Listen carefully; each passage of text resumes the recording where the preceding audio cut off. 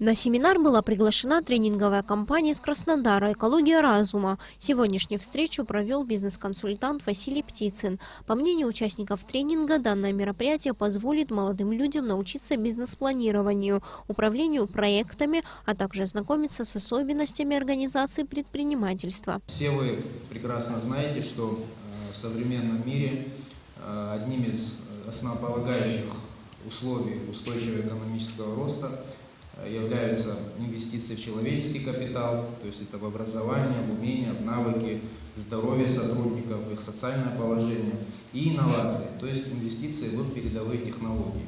Представитель тренинговой компании «Экология разума», бизнес-консультант Василий Птицын, открывая семинар, рассказал присутствующим о деятельности компании. Вот уже 19 лет Василий Птицын является бизнес-консультантом. Его часто приглашают в разные страны и города для проведения тренингов. Я занимаюсь этим 19 лет. За это время я провел порядка 700, больше уже, 700 тренингов, семинаров, в которых приняли участие почти 10 тысяч человек. На разные темы, консультировал разные компании, от каких-то маленьких индивидуальных предпринимателей до транснациональных корпораций.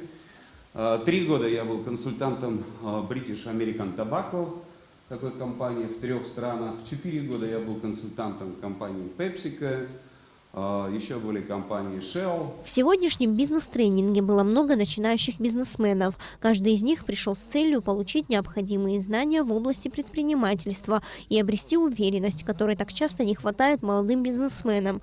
Представители бизнес-сообщества отмечали, что семинар дает возможность найти и реализовать новые идеи для развития бизнеса. Для меня это как получение каких-то новых навыков в дальнейшем, чтобы данные полученные навыки использовать в практике. Почему я решил посетить этот семинар? Потому что на самом деле интересно. Это возможность получить какие-то базовые знания в бизнесе, как-то развиваться, то есть саморазвитие, это же очень важно. На самом деле жду больше информации, которую можно будет применить на практике, потому что очень часто тренинги подразумевают собой именно теоретическую часть, а вот практической базы, то есть вот того, что будет тебе в реальных условиях помогать, редко бывает. Поэтому хотелось бы именно это и увидеть, это и освоить. В ходе тренинга обсуждались такие темы, как развитие стартапов и умение проводить переговоры. Василий Птицын объяснил, как справляться с трудностями, с которыми сталкивается предприниматель в начале своего пути.